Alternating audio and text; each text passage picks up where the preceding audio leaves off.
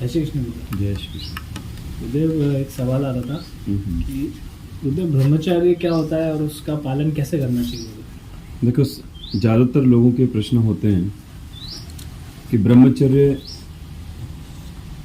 क्या है।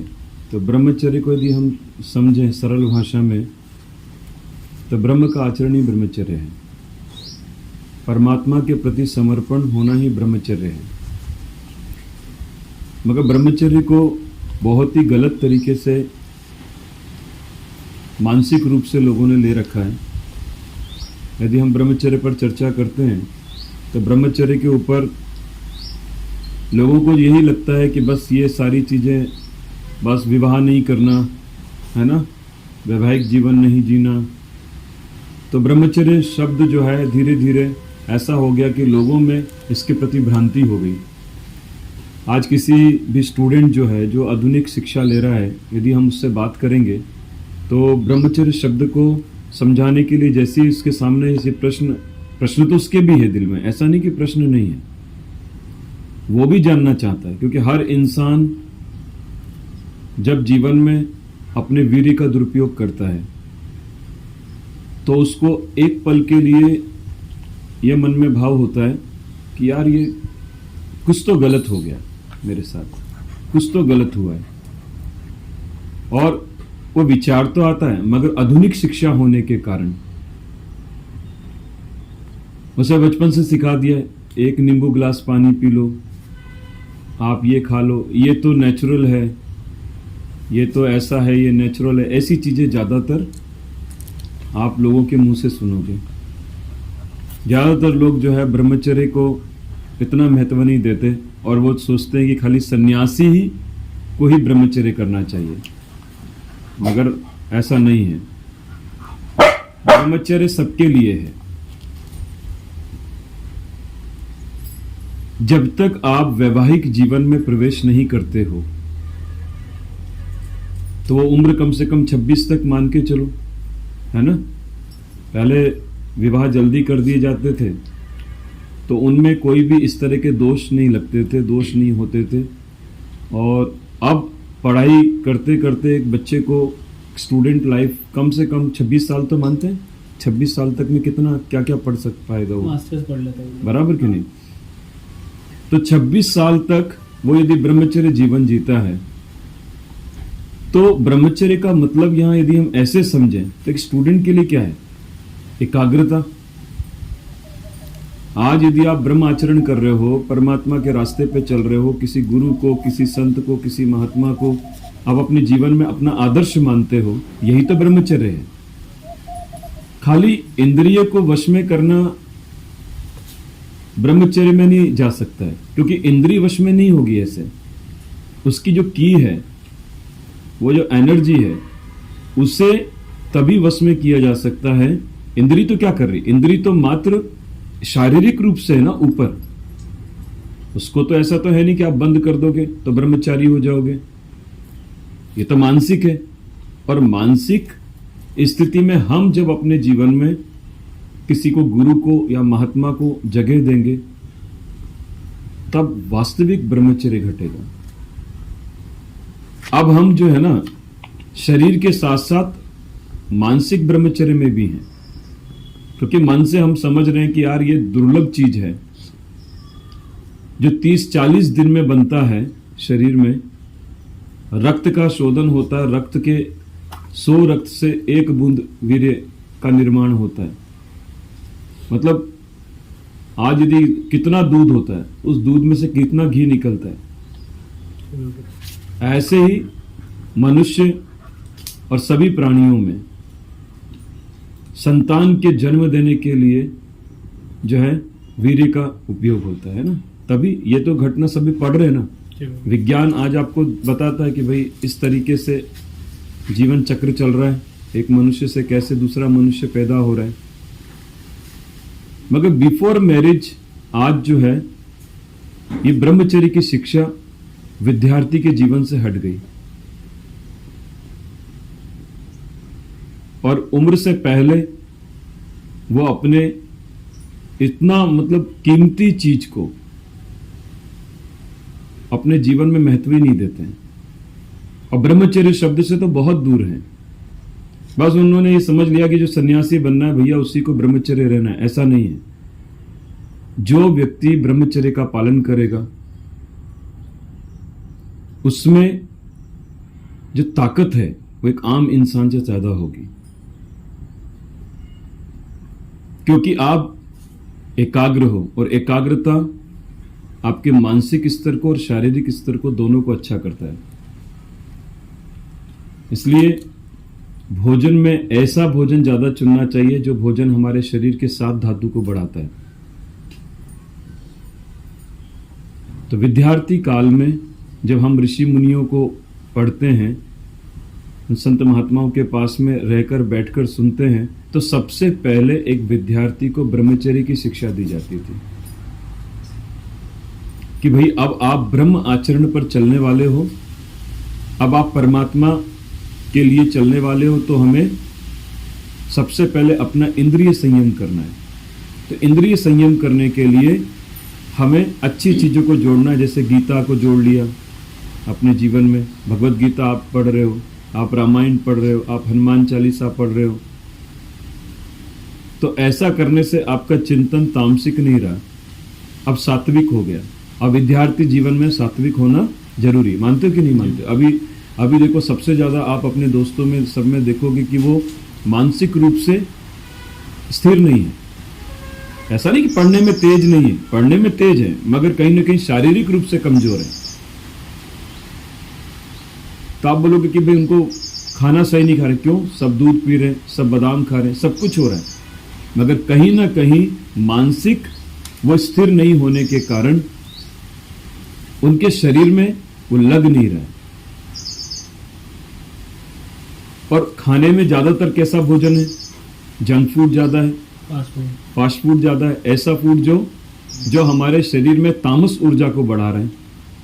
और आपको पता है कि अभी आप छिलकों से जूस निकालोगे थोड़ी निकलेगा, बराबर? यदि आप कई किलो एप्पल लोगे तब उसका जूस निकलता है।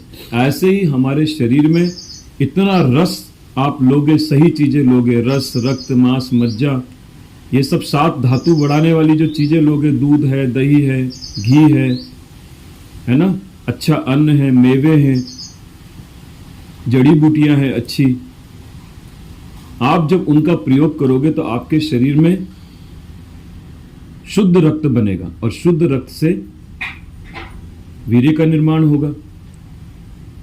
तो दोनों भाषाओं में यदि हम समझते हैं तो एक भाषा में अपनी इंद्रियों को वश में करना, ये ब्रह्मचर्य की स्थिति थी।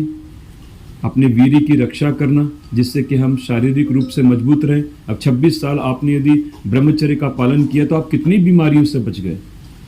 नहीं बचे, क्योंकि आपने बचपन से सीखा था कि नहीं यार, वैवाहिक जीवन से पहले हमें किसी से अपने संबंध नहीं रखने, तो हम कितने ही लोगों से बच गए, कितने ही गलत आचरण से बच गए। तो शुद्ध आचरण रखना ब्रह्मचर्य है। ब्रह्मचर्य शब्द का मतलब ब्रह्म आचरण, तो परमात्मा के प्रति चिंतन करना ब्रह्मचर्य है। इसकी जरूरत कितनी है? तो बहुत जरूरत है विद्यार्थी काल में। जब तक आपका विवाह नहीं होता है और आप यदि ब्रह्मचर्य का पालन करते हो तो आप में बुद्धि, आप में विद्या अर्जित करने की क्षमता और ताकत, वो है ना, बल, बुद्धि और विद्या, ये तीनों में आप ऊंचे हो जाओगे। और इसीलिए हमारे गुरुकुल में सबसे पहले ब्रह्मचर्य की शिक्षा दी जाती थी। अब आप बोलेंगे नहीं तो पढ़ाई करने वाले को इतना कहां? तो पढ़ाई करने वाले को भी तो एकाग्रता चाहिए, नहीं चाहिए? अब पढ़ने वाला है, उसे एकाग्रता चाहिए, मन का स्थिरता चाहिए, मगर वो तामसिक चीजें ज्यादा खा रहा है जो हमारा भोजन नहीं है, ऐसा भोजन वो ज्यादा कर रहा है, तो तामस का प्रभाव ज्यादा रहेगा। तो तामस के प्रभाव से उसकी बुद्धि में तामसिकता ज्यादा रहेगी। तो जहां वीर्य की रक्षा होनी चाहिए थी वहां वो रक्षा नहीं कर पाएगा, वो जानवरों की तरह हो जाएगा, पशुवृत्ति हो जाएगी, उससे इसकी महत्वता ही समझ में नहीं आएगी कि यार इसकी रक्षा करने से हम जो है कितना ऊंचे जा सकते हैं, और हम जो है उसकी रक्षा नहीं कर पाए तो हम कितना नीचे जा सकते हैं। हमारी बुद्धि में फर्क आ जाएगा, विद्या लेने में फर्क आ जाएगा, और ये सब चीजें हमें परमात्मा से दूर कर देंगे। तो जो परमात्मा के प्रति चले वो ब्रह्मचारी होना पहले जरूरी है। फिर गुरु के कहने पर गृहस्थी हो।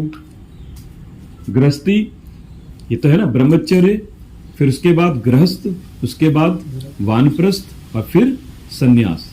ये तो हमारे 4 पिलर हैं। तो 26 तक हमने यदि ब्रह्मचर्य रख लिया, 26 के बाद हम गृहस्थ में गए, या पहले उससे पहले विवाह हो गया, तो आप मतलब एक तरह का लाइसेंस जैसा है ना। विवाह अपने माता पिता के अनुसार, परिवार के अनुसार आपने विवाह कर लिया। अब विवाह हुआ तो आप मतलब किसी के साथ एक सही संबंध में हो, वो प्राकृतिक है, अप्राकृतिक रूप से नहीं, उसे छिपाने की जरूरत नहीं है। तो कौन सा हो गया? गृहस्थ जीवन हो गया। तो आपने ब्रह्मचर्य जीवन अच्छे से जिया था, तो अब गृहस्थ जीवन आप अच्छे से जियोगे, क्योंकि आपकी आने वाली संतानें ज्यादा मजबूत, सात्विक, हर तरह से वो विद्यावान, बुद्धिवान ऐसी होंगी। उनमें कोई रोग नहीं आएंगे, बल भी उनमें अच्छा होगा। आज नहीं नस्ल सुधारते हैं, एक तरह का नस्ल सुधार रहे हो आप मनुष्य में। एक ब्रह्मचर्य से आने वाली पीढ़ी मजबूत पैदा होगी। आज जानवरों की नस्ल सुधार रहा है इंसान, कुत्ते अच्छे बना रहा है, घोड़े अच्छे बना रहा है, बिल्ली अच्छी बना, जानवरों पर नस्लें तैयार कर रहे हैं। मनुष्य की नस्ल खराब हो रही है, उससे दिक्कत नहीं। आज कम उम्र में लोग बहकते हैं, कम उम्र में नशे में जुड़े हुए हैं, कम उम्र में गलत खान पान के कारण वो अपने अनमोल जो है इस वीर्य को नालियों में फेंक रहे हैं, उसको गलत तरीके से अपने शरीर से बाहर जाने दे रहे हैं। उन्हें कोई शिक्षा देने वाला नहीं ऐसा कि हम इसकी रक्षा करनी चाहिए और कैसे करनी चाहिए। हालांकि ये विषय थोड़ा लंबा है। तो जीवन में कोई गुरु हो, संत हो, महात्मा हो, तो सबसे पहले ब्रह्मचर्य की शिक्षा देता है कि आप पढ़ाई भी करो, रोज नाम जप भी करो, और रोज एक्सरसाइज करो, योगासन करो, प्राणायाम करो। इससे हमारे वीर की रक्षा होगी, इससे हमारा ब्रह्मचर्य की रक्षा होगी। हर स्त्री को आप बहन स्वरूप देखो। जब आप विवाह नहीं कर रहे हो तब तक तो आपके लिए कोई उससे रिलेटेड कोई महत्व ही नहीं है उस चीज का। तो आप कितने क्राइम से बच रहे हो। अभी समझो ब्रह्मचर्य की शिक्षा ली है किसी ने, तो वो किसी के साथ गलत नहीं कर पाएगा। क्यों? उससे मालूम है यार अभी मेरा जीवन काल ब्रह्मचर्य का है और मैं जीवन में ग्रस्त होऊंगा, विवाह करूंगा, उससे पहले मेरे लिए सब जो है पवित्र है, रिश्तों को वो महत्व देगा। तो इन ब्रह्मचर्य शब्द को गलत कर दिया लोगों ने, सन्यास को मात्र जोड़कर, अरे ये तो सन्यासी है तो ब्रह्मचारी होगा। नहीं, ब्रह्मचारी एक समय में सब होते थे पहले। हमारे सारे महापुरुष इसी शिक्षा को देते हैं। भगवान राम, भगवान कृष्ण गृहस्थ से पहले आश्रमों में रहे, वहां ब्रह्मचर्य की शिक्षा, जब परमात्मा ने भी वो शिक्षा पाई। प्रातः काल उठ के रघुनाथा, माता पिता गुरु नावत माथा, वो भी सुबह उठकर जो है वो सब जैसे हम करते हैं। अभी तो सब बंद कर दिया लोगों ने, पैर छूना बंद कर दिया, दंडवत करना बंद कर दिया, इन सब चीजों में महत्व नहीं देते हैं। मगर जब परमात्मा भी ये सब चीजें करते थे तो हमें तो करनी चाहिए, क्योंकि आने वाले लोगों को हम संस्कार कैसे देंगे? कैसे देंगे संस्कार? उन संस्कार के लिए ना हमें अपने जीवन में इस शिक्षा को अपनाना पड़ेगा। ऐसे संत महात्माओं के साथ बैठना पड़ेगा, उनका सम्मान करना पड़ेगा। संतों के प्रति जो है एक, जिसको कहते हैं ना, एक आदर्श वाला भाव कि यार जीवन में यदि किसी से कुछ लेना है तो महात्मा ही हो सकते हैं, ऐसा भाव रखना पड़ेगा। और उन्हें उनके द्वारा दी हुई शिक्षा का जब हम जो है उस रास्ते को अपनाएंगे, उस शिक्षा पर चलेंगे, तो हमारा वास्तविक ब्रह्मचर्य घटेगा। इसलिए हमें जो है अपने खान पान में, अपने रहन सहन में, अपने तौर तरीकों में, अपने व्यवहार में एक अनुशासन लाना पड़ेगा। आप नियमित योग अभ्यासी बनिए, रोज योग करिए। ठीक है, कौन क्या कर रहा है, क्यों कर रहा है, कोई आपको ज्यादा नहीं सोचना है। अभी देखो कई बार लोग बोलते हैं हम तो जो है तिलक लगाते हैं, कोई अलग अलग तिलक लगाते हैं, सब करते हैं। अच्छा, तिलक तो लगाते हैं मगर योग से कितना दूर है?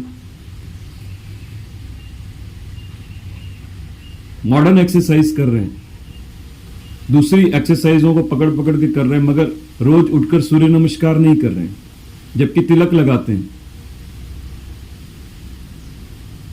यदि आप बोलते हैं कि हम सनातन धर्म को मानते हैं, बराबर, तो सनातन धर्म की पहली शिक्षा क्या है? योग,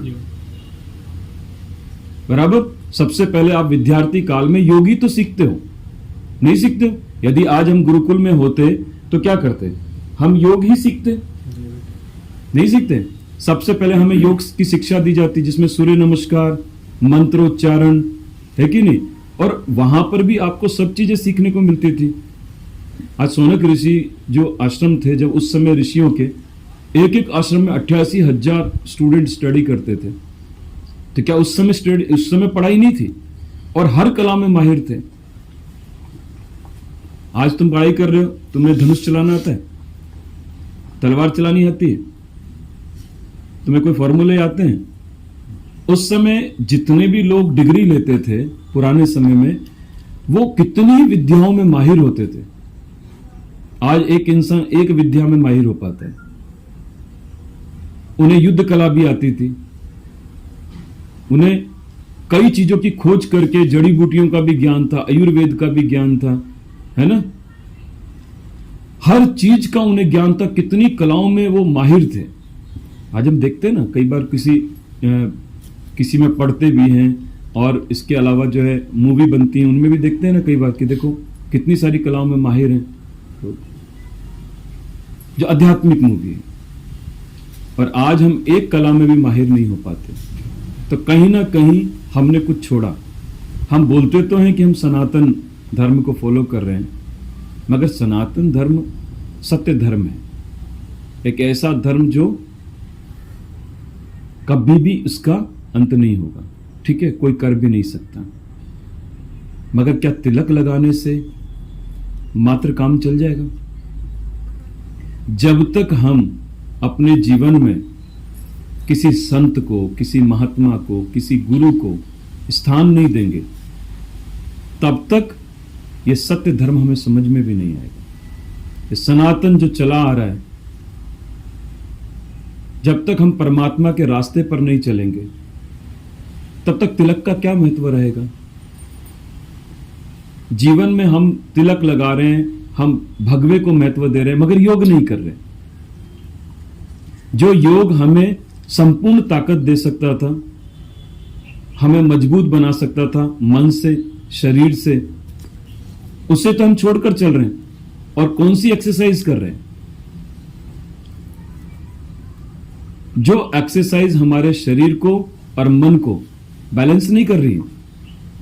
शरीर तो बहुत वो खा खा के गलत चीजें, ऐसी चीजों का इस्तेमाल कर रहे हैं, पाउडर्स का इस्तेमाल कर रहे हैं, है ना, जिनमें केमिकल मिले हुए हैं, जो आपको उम्र से पहले जो है ऐसा कुछ आपके हार्मोन को एक्टिव कर देते हैं, जो उम्र से पहले आपको युवा दिखाते हैं, मगर एक समय बाद उम्र जैसे जैसे बढ़ती है और आप उसको खाया तो आप बिल्कुल, जैसे नहीं बलून में से हवा निकल जाती है गुब्बारे में से, वैसे आप बिल्कुल, आपके मसल्स लूज हो जाते हैं, लटक जाते हैं।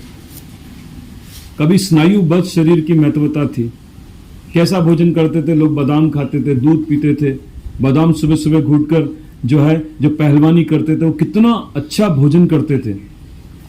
हर एक पहलवान को देखो, और सभी पहलवान लंगोट धारण करते थे, सपोर्टर नहीं पहनते थे, है ना, लंगोट धारण करते थे। क्यों लंगोट धारण करते थे? जिससे कि उनके ब्रह्मचर्य की रक्षा हो।